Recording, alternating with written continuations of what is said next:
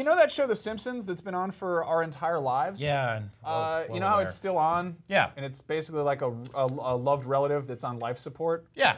What if people you didn't like kept going into that comatose relative's hospital bedroom and putting that loved one into awful poses and then posting photos publicly? So you're saying that The Simpsons is basically Weekend at Bernie's 3 through 30? It's like a not funny weekend. Well, yeah, okay. 80s babies don't remember that, but that was a movie about two guys that wanted to get a bank loan, and they used their dead boss's body, and they draped it all around Miami. They went to cool parties and hung out with ladies with nice gazongas, and then they threw them in the water. Thank you for the context. Great films. So, yeah, The Simpsons, I'm kind of a purist in that sense. A lot of people I know who are our age, I'm sure there still are plenty of people who watch The Simpsons. A lot of people are like, no, it's gotten better.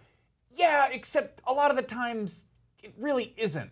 It's announced that this upcoming season 180 or whatever they're on at this point, they're going to be just eviscerating and just destroying one of the longest running jokes in The Simpsons kind of canon. Which one?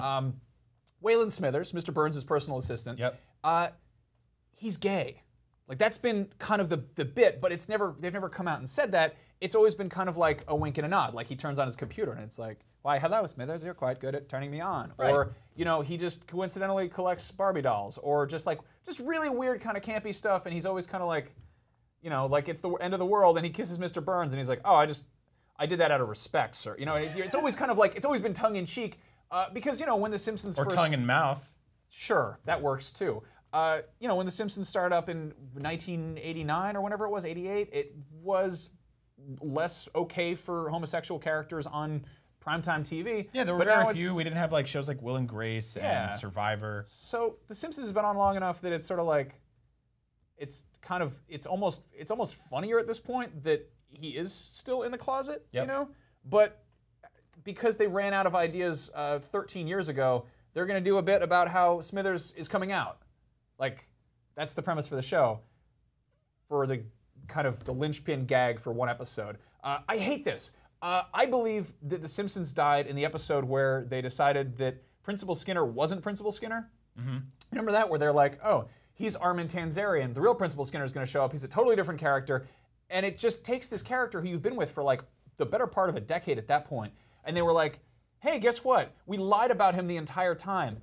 And then they end that episode by being like, just kidding, but not really, but really. And then it's like, why did you do that? There's that other episode where Edna Krabappel and Principal Skinner had been dating for like, I don't know, 11 years at that point. Like they spent like slowly, episode by episode, building up this romance between this school teacher and this principal, and it was like kind of a background affair. Like, it wasn't something that they were like beating you over the head with. It was like people for people who are watching the show slowly, and then out of nowhere they're like, hey, what if we had it so that the comic book guy dated her? That could be funny. Like, for an episode, that was the premise of it. And this is the same deal where they're just like, they're not characters anymore. The Simpsons hasn't been used for characters for a while. They take existing characters and use them as vessels for jokes, which is just bad and lazy. And like, it makes me really sad. It's kind of like what they did with us on this show. Yeah, exactly. We're just vessels we're not even characters. I don't know. I love The Simpsons to death. So let me ask you this. I mean, like it is like the longest running sitcom on TV, and maybe like we're thinking about it like that too much. But maybe it's more like Marvel Comics, where they can just come in one day and be like, oh, here's an arc, and it doesn't matter. And hey, it doesn't... that's actually a really good point. Yeah. You know Jubilee? Yeah. You know she's a vampire?